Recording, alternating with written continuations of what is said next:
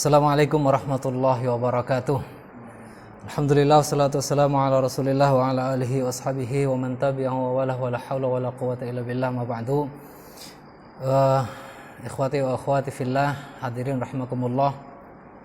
Malam hari ini kita akan memulai kajian tafsir surat Al-Fajr. Kita baru saja menyelesaikan tafsir surat Al-Ghasyiyah.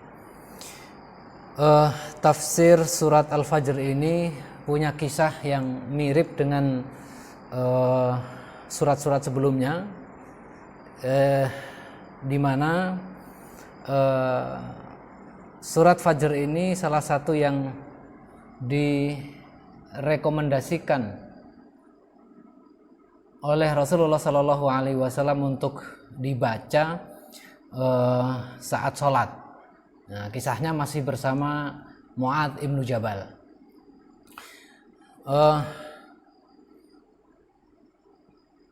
Hadis diriwayatkan oleh Al-Imam An-Nasa'i.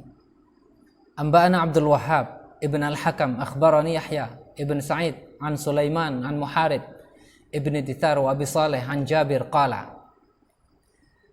Dari Jabir radhiyallahu taala anhu berkata, "Shalla Mu'adzun salatan faja'a rajulun fasalla ma'ahu fatawwala fasalla fi nahiyatil masjid thumma insarafa fabalagha dhalika Mu'adzan faqala munafiq fadzakara dhalika li Rasulillah sallallahu alaihi wasallam fasa'ala al-fata faqala ya Rasulullah ji'tu usalli ma'ahu fatawwala alayya fansaraftu wa sallaitu fi nahiyatil masjid fa'alaftu naqati faqala Rasulullah sallallahu alaihi wasallam afattanun anta ya Mu'adz aina anta min sabbih isma rabbikal a'la wasyamsi waduhaha wal fajr wal laili idza yaghsha." Hadis yang diriwayatkan oleh Al-Imam An-Nasa'i ini dari sahabat Jabir mengisahkan menceritakan kisah yang terjadi atas Mu'adz ibnu Jabal yang berulang-ulang pada tafsir-tafsir surat sebelumnya. Itu disebut oleh Ibnu Katsir, yaitu kisahnya bahwa ada seorang laki-laki sholat. Mu'adz sholat, kemudian datanglah seorang laki-laki kemudian untuk makmum. Fasalla ma'ahu fatawwala, maka kemudian orang yang datang tadi itu makmum Mu'adz bin Jabal. Kebetulan Mu'adz bin Jabal baca suratnya panjang. Di dalam riwayat hadis yang lain disebutkan membaca surat Al-Baqarah dan Ali Imran sampai An-Nisa. Jadi banyak banget, panjang banget. Maka apa yang terjadi? Fasalla fi nahiyatil masjid tsumman sarafa. Maka orang tadi itu datang ikut sholat, ketika mendengar bacaannya Mu'adz itu panjang banget, kemudian melipir minggir di masjid yang pokoknya sebelah pinggir, melipir. Tsumman sarafa, kemudian keluar meninggalkan Mu'adz, keluar dari sholat. Fabalagha dzalika Mu'adzan, maka setelah selesai sholat, Mu'adz sudah selesai sholat, kemudian diceritakan, Mu'adz tadi itu ada seorang makmum ketika lagi sholat, karena merasa bacaanmu itu panjang, kemudian minggir sholatnya, mungkin geser-geser gitu, kemudian akhirnya melipir keluar. Maka oleh Mu'adz spontan dikatakan, munafik orang itu. Munafik. Dinilai oleh Mu'adz munafik.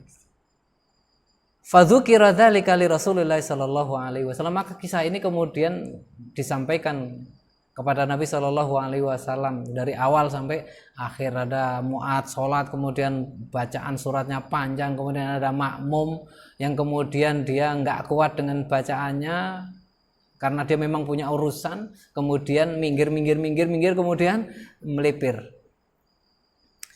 Kemudian setelah diketahui oleh Mu'adz dikomentari, dasar munafik, sholat aja nggak kuat panjang. Kira-kira kalau kita jadi orang zaman sekarang lihat kayak gitu mungkin sama komentarnya, dasar munafik. Dan apa ya, kadang-kadang orang itu ketika secara pribadi mungkin dia sudah merasa banyak amal baiknya, amal solehnya, mungkin ukuran dia sendiri sebenarnya bisa jadi, karena kalau orang lain bisa jadi kalau dibandingkan dengan orang yang tidak diketahui bisa jadi lebih banyak orang itu. Karena ini mungkin dia ngelihatnya ibadah itu ya wis sholat gitu. Yang lainnya mungkin itu di luar itu dianggapnya ya tidak lebih utama dari itu. Memang sholat utama, tapi membatasi diri atau membuat satu ukuran bahwa kesolehan orang itu kalau sholatnya panjang, atau kekuatan keimanan orang itu kalau sholatnya panjang, betah lama-lama di masjid. Itu dia bikin ukuran seperti itu, parameter seperti itu, sehingga parameter yang dibuat itu kemudian dipakai untuk menilai orang lain, sehingga spontan mengatakan oh munafik ini. Nah, ini mungkin di saat-saat yang seperti ini ketika ada himbauan dari para ulama kita, dari majelis ulama, bahkan dari seluruh belahan dunia untuk beberapa saat ini dalam rangka mencegah wabah itu orang tidak berkumpul-kumpul termasuk di masjid. Kemudian ketika ada keluar fatwa itu bisa jadi ada orang-orang yang punya komentar, wah ini bisa jadi munafik gitu, keluar fatwa ngelarang ke masjid. Bisa jadi ada orang yang kalau tidak terlontar dari mulutnya, bisa jadi di dalam hatinya, oh apa iku MUI ngeluarin fatwa ngelarang orang ke masjid tuh, bisa jadi dia ngomong dasar munafik. Atau bisa jadi suaranya MUI terbeli misalnya, atau suaranya para ulama sudah terbeli. Ini muncul, ini yang disebut dengan fitnah. Fitnah itu bencana, musibah kan gitu ya. Itu bisa jadi. Dan itu bisa ada sepanjang masa, karena dia punya baju yang dia pakai sehari-hari. Kemudian baju ini merasa cocok untuk dia, bahwa standar kesolehan saya itu kayak gini. Nah, orang lain kalau mau saya nilai soleh ya harus seperti ini. Nah, maka kayak Mu'adz bin Jabal ketika melihat ada seorang laki-laki yang makmum kemudian nggak kuat karena panjangnya sholat, kemudian melipir, kemudian perginya kemana? Ternyata alasannya apa? Ngarit. Perginya ngarit. Loh, kalau orang lihat sekilas kan terus langsung bandingkan, bagus mana ngarit sama sholat? Kan gitu. Berarti dia mendahulukan ngarit. Penilaiannya langsung dibilang munafik ini. Nah, fadzukira dzalika li Rasulillah sallallahu alaihi wasallam. Fasa'al al-fata. Nabi sallallahu alaihi wasallam tidak langsung kemudian menerima penilaian yang dilakukan oleh Mu'adz bin Jabal. Konfirmasi dulu. Nabi sallallahu alaihi wasallam konfirmasi kepada seorang laki-laki tadi, remaja tadi itu yang melipir keluar dari sholat jamaah untuk apa? Untuk ngarit, nyarikan makanan untanya. Fasa'al al-fata, maka Nabi Shallallahu alaihi wasallam bertanya kepada pemuda tadi, kenapa kamu kok sholat kok kamu tinggal gitu loh? Kamu faqala, ya, Nabi enggak langsung kamu ini munafik, enggak kayak gitu. Nabi nunggu jawabannya. Faqala, maka si remaja tadi itu, pemuda tadi itu menjawab, ya Rasulullah, wahai Rasulullah, ji'tu usalli ma'ahu. Aku itu saya itu sudah datang, saya itu mau sholat, saya mau ke masjid toh. Saya mau ke masjid, mau sholat, di belakangnya makmum, di belakangnya Mu'adz. Fatawwala alayya. Tapi ternyata Mu'adz ini baca suratnya panjang banget. Padahal saya punya kewajiban ini, saya punya onta yang belum makan. Dia bisa kelaparan, nanti bisa kurus, bisa nggak keluar susunya, dagingnya bisa sedikit. Fatawwala alayya fansaraftu wa sallaitu fi nahiyatil masjid. Sudah, kemudian saya memisahkan diri saja sudah, saya sholat sendiri cepat, kemudian ngurusi ontaku. Wa shallaitu fi nahiyatil masjid fa'alaftu naqati, kemudian saya melanjutkan ngarit. Faqala Rasulullah sallallahu alaihi wasallam, afattanun anta ya Mu'ad, Mu'ad, kamu itu pengen jadi tukang fitnah toh, kan gitu. Jadi ternyata apa? Nabi Shallallahu Alaihi Wasallam sangat bijak, tidak menyalahkan si Fata. Itu jadi ukuran kesolehan, bisa jadi itu usaha maksimal yang dia lakukan, itu bisa dipakai untuk diri sendiri. Dan kemudian jangan memaksakan orang lain ketika orang lain tidak sama, kemudian langsung dituduh sebagai munafik.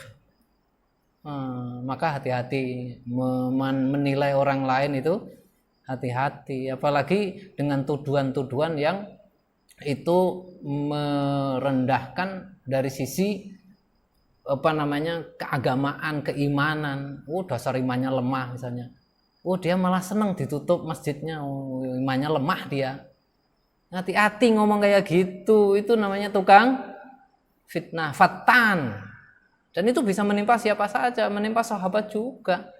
Karena sekali lagi dia punya baju yang pas untuk dia sendiri, ukuran soleh dia sendiri, kemudian dia diterapkan untuk orang lain.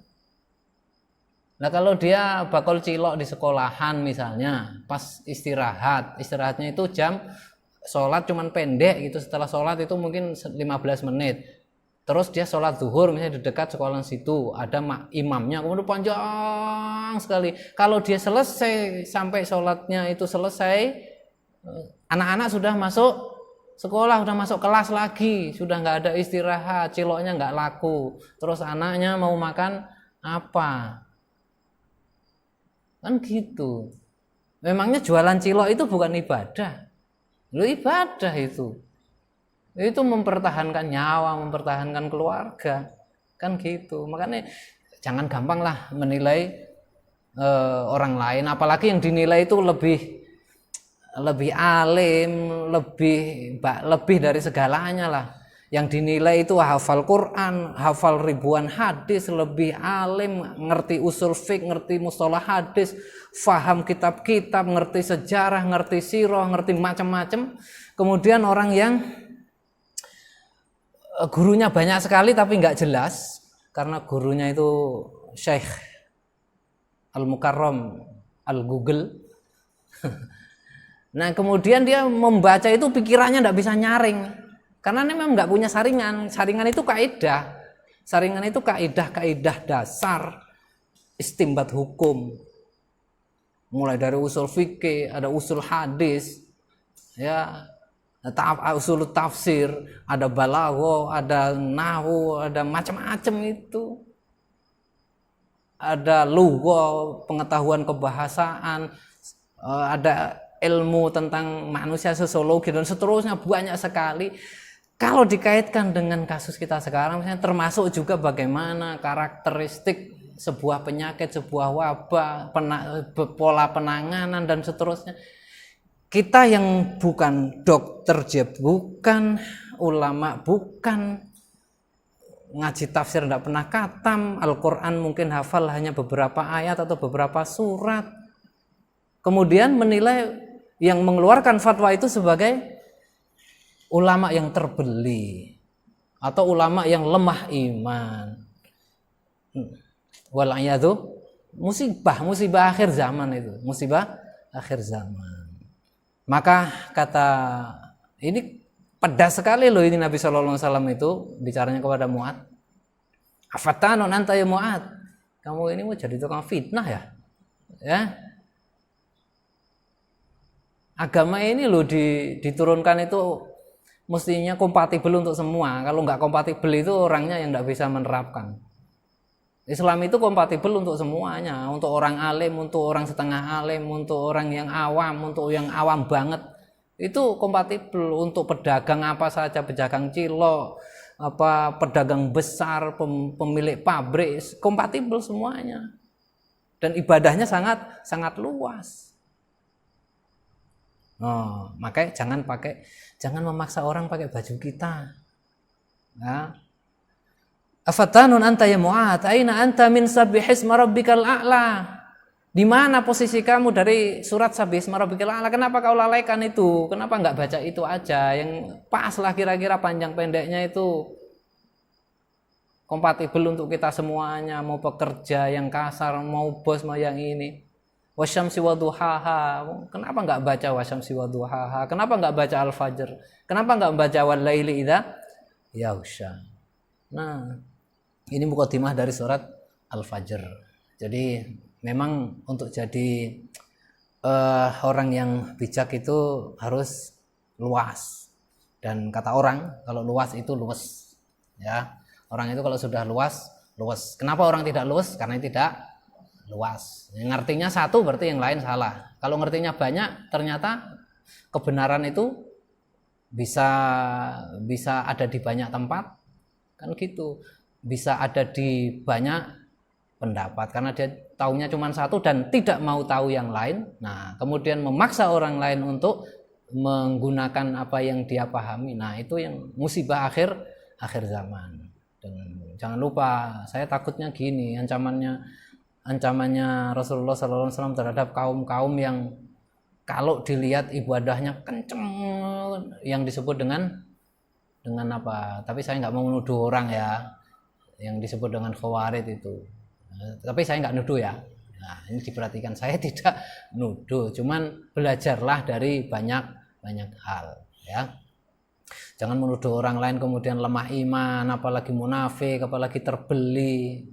Nauzubillah. Wong yang ngomong seperti itu lo nggak hafal Quran, nggak hafal hadis, nggak ngerti usul fikih, nggak ngerti balaghah, nggak ngerti ilmu tafsir, nggak ngerti mustalah hadis, nggak ngerti sirah, ya. Ngerti cuman sathiyah, hanya permukaan saja. Selanjutnya ayat yang pertama dari surat Al-Fajr.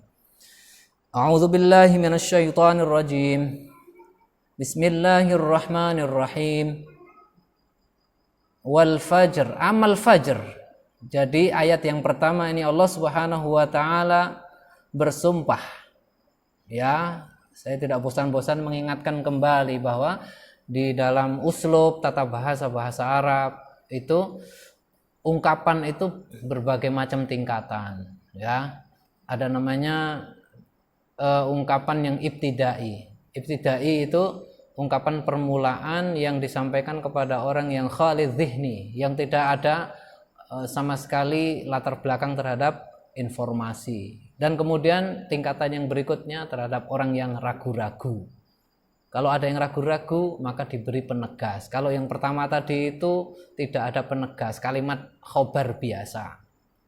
Ya, khobar biasa, khobar ibtidai. Kemudian ketika ada orang yang ragu diberi penegas, diberi huruf-huruf taukid, ada inna, ada qad, macam-macam di dalam tata bahasa Arab. Nah, kemudian ketika tingkat keraguannya itu tinggi, bisa jadi dia punya informasi yang berbeda, kemudian dia mengingkari. Dan pengingkarannya bisa jadi malah sampai pada tingkat ngajak perang misalnya.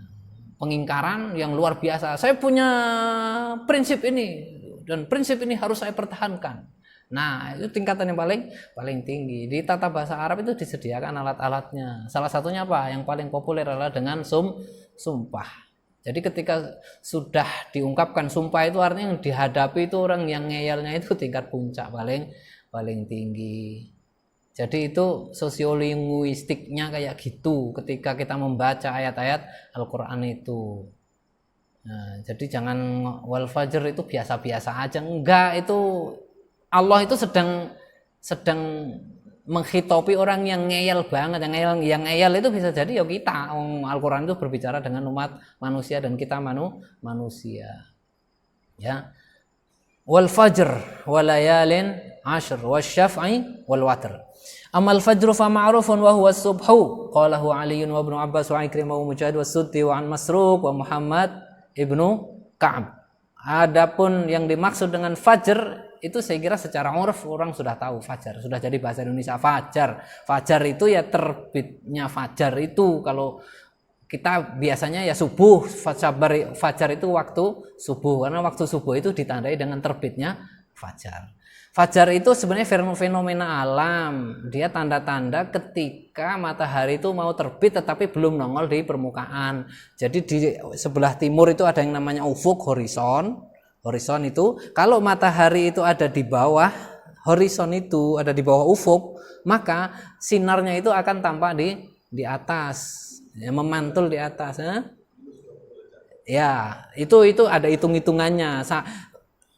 Kapan sinar yang disebut fajar itu muncul? Ketika matahari di bawah atau di bawah horizon, itu di bawah garis itu ya, garis horizon, garis ufuk itu berapa derajat itu tergantung tempatnya, manazilnya, posisinya itu di mana, orbitnya itu sedang ada di mana, di selatan apa di tengah apa di utara. Nah, itu bisa berganti-ganti intinya. Jadi sinar matahari yang ada di bawah batas ufuk itu kemudian dia memancarkan sinar yang disebut dengan fajar. Nah, al-muradu bihi fajru yaumin nahri, tetapi yang dimaksud fajar di sini apa? Yang dipakai oleh Allah Subhanahu wa taala sebagai alat untuk bersumpah, ya. Yang dipakai oleh Allah Subhanahu wa taala sebagai alat untuk bersumpah. Al-muradu bihi, yang dimaksud di dalam ayat ini fajar adalah fajru yaumin nahri khassatan wa huwa khatimatul layali al-ashr. Itu tafsiran yang pertama. Yang disebut fajar di sini adalah fajar pada hari nahar, artinya tanggal 10 Zulhijjah. Tanggal 10 Zulhijjah. Ya. Wa huwa khatimul layali al-ashr, yaitu yang menjadi penutup dari 10 hari pertama di bulan Zulhijjah. Ya. Wal fajr, berarti Allah Subhanahu wa taala bersumpah dengan waktu fajar pada hari nahar atau hari Idul Adha. Jadi hari sebelumnya disebut dengan hari Arafah tanggal 9, ya. Malamnya besok itu kan ketika sudah tanggal 9 maghrib itu sudah masuk tanggal 10. Nah, fajarnya di tanggal 10 itu adalah yang dimaksud di dalam ayat ini, wa huwa khatimatul layali al-ashr. Itu tafsiran yang pertama. Tafsiran yang kedua, waqila al-muradu bidzalika as-salat allati tuf'alu 'indahu kama qalahu Ikrimah. Jadi tafsir yang pertama tadi itu waktu fajarnya. Jadi Allah bersumpah dengan waktu fajar itu. Nah, kemudian tafsir yang kedua, fajar yang dimaksud di situ adalah salat yang dilakukan di waktu fajar itu. Jadi zikru al-waqti wa yuradu bihi al-fi'l atau al-amal yang dijatuhkan di dalam waktu itu. Itu uslub juga, sastra, gaya pengungkapan. Gaya pengungkapan. Jadi tafsiran yang kedua yang dimaksud itu adalah salat fajar di tanggal 10 Zulhijjah. Kama qalahu Ikrimah, sebagaimana ini tafsiran ini disampaikan oleh Ikrimah. Ya, kenapa masing-masing orang itu, masing-masing mufassir itu punya pendapat kayak gitu? Karena sebenarnya melihat titik tekannya. Ada yang titik tekannya itu difokuskan pada waktunya. Pada waktunya. Jadi waktu itu memang berbeda dengan waktu yang lain. Tanggal 10 Zulhijjah itu berbeda dengan tanggal 10 atau fajar yang lain. Jadi memang waktunya yang istimewa. Kemudian yang kedua, bukan waktunya, tetapi sholat yang dilakukan pada tanggal 10 itu. Jadi sholat fajar yang dilakukan pada tanggal 10 itu. Waqila, tafsiran yang ketiga, al-muradu bihi jami'un nahar wa huwa riwayatun 'an Ibnu Abbasin. Ada juga yang mengatakan wal fajr itu bukan fajar saja, tetapi dari fajar sampai sore, sampai tenggelam matahari di tanggal 10 itu. Ada apa memangnya di sana? Kok sampai Allah Subhanahu wa taala misalnya menggunakan, karena sesuatu yang dipakai untuk bersumpah itu menunjukkan bahwa sesuatu itu penting. Ada apa di situ? Saya kira semua orang Islam bisa membedakan antara Yaumul Idul Adha dengan hari-hari yang biasa. Hari Idul Adha dengan hari yang biasa beda. Rasanya saja beda. Namanya juga hari raya. Ya, apalagi yang punya kesempatan mudik karena dia merantau, beda. Ya, di beberapa daerah bisa lebih utama daripada hari-hari yang lain. Istimewa sekali kan gitu. Jadi secara kultural ya, sosiokulturalnya dia punya rasa yang berbeda. Maka oleh Allah juga dipakai untuk bersumpah ini hari yang penting, itu bukan hari yang biasa lewat begitu saja. Nah, yang tafsiran yang keempat ini ya, berarti yang ketiga. Jadi yang dimaksud wal fajr itu bukan waktu fajar saja, tetapi satu hari penuh itu, satu hari penuh. Nah, itu diriwayatkan dari Ibnu Abbas. Wal layalil ashr al muradu biha ashru dzil hijjah kama qalahu Ibnu Abbas wa Ibnu Zubair wa Mujahid wa ghairu wahid min as-salaf wal khulaf wa qad thabata fi sahih al-Bukhari an Ibnu Abbas marfu'an ma min ayyamin al-amalu shalih abu ila Allah fihinna min hadhihi al-ayyam يعني عشرة ذي الحجة قالوا ولا الجهاد في سبيل الله قال ولا الجهاد في سبيل الله إلا رجلا خرج بنفسه وماله ثم لم يرجع من ذلك بشيء. Terus wal fajri walayalin ashr, dan kemudian Allah Subhanahu wa taala alat yang dipakai untuk bersumpah yang kedua adalah walayalin ashr, 10 hari atau malam-malam yang 10. Apa itu disebut malam-malam 10? 10 yang mana itu? Al-muradu biha ashru dzil hijjah, 10 hari pertama di bulan Dzulhijjah, dari tanggal 1 bulan Dzulhijjah sampai tanggal 10. Ya, ini sebagaimana yang diriwayatkan dari Ibnu Abbas. Kama qala Ibnu Abbas wa Ibnu Zubair wa Mujahid wa ghairu wahid min as-salafi wal khulafi. Nah, ini diperkuat oleh sebuah hadis yang ada di Sahih Bukhari, diriwayatkan dari Ibnu Abbas bahwasanya Rasulullah sallallahu alaihi wasallam bersabda, "Ma min ayyamin al-'amalu shalihu fihi ahabbu ila Allah fihinna min hadhihi al-ayyam," yakni ashra dzil hijjah. Tidaklah ada hari-hari di mana amal soleh itu lebih dicintai oleh Allah Subhanahu wa taala kalau dia dikerjakan di dalamnya itu, ya, di hari-hari yang itu, yakni maksud beliau itu adalah ashra dzil hijjah, 10 Dzulhijjah. Qalu walal jihadu fisabilillah. Jadi amalan itu sangat disukai oleh Allah. Maka para sahabat itu kan penasaran. Masa sih amal, jadi karena Nabi sallallahu alaihi wasallam menyebutnya ma min ayyamin al-amalus shalihu. Al-amalus shalih itu kan banyak. Al-amalus shalih itu bisa berat, bisa ringan, bisa mudah, bisa sulit, kan gitu ya. Bisa perlu biaya, bisa tidak perlu biaya. Pokoknya semua amal soleh itu kalau dikerjakan di waktu itu lebih dicintai oleh Allah, nah, dibandingkan kalau dikerjakan di tempat lain.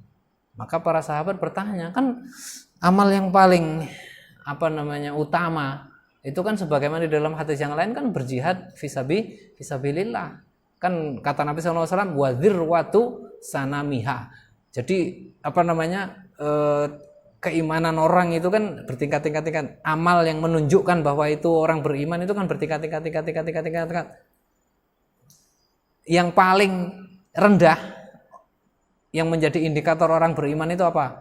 Mau mungut penghalang ya sesuatu kotoran ya, kerikil atau apapun bentuknya dari jalan. Jadi kalau ada jalan misalnya ada kerikil dipandang itu bisa misalnya kena ada orang naik sepeda motor bisa ngelewar, bisa jatuh, berhenti seret, kemudian dipungut, dipinggirkan. Itu indikator orang beriman, peduli kepada orang lain.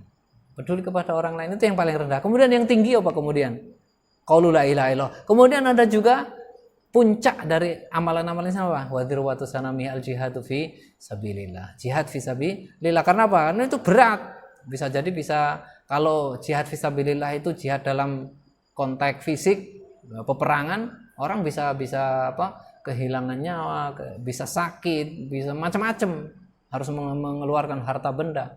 Nah, kemudian ketika sahabat itu sudah tahu bahwa al-jihadu fisabilillah itu adalah amal yang tinggi nilainya, kemudian Nabi mengatakan amal soleh yang dilakukan 10 hari di bulan Dzulhijjah itu lebih dicintai Allah.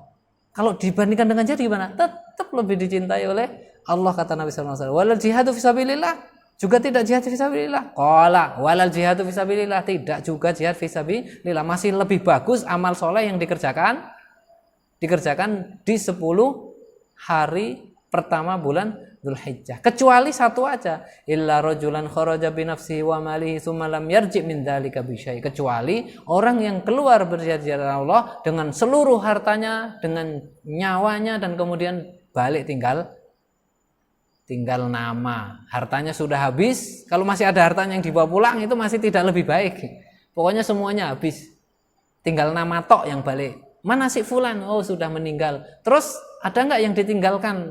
Kan dia mungkin bawa bawa jam tangan atau bawa apalah perhiasan atau itu. Oh, nggak ada, sudah hilang semuanya. Nggak ada satu pun. Bajunya nggak ada, semuanya habis.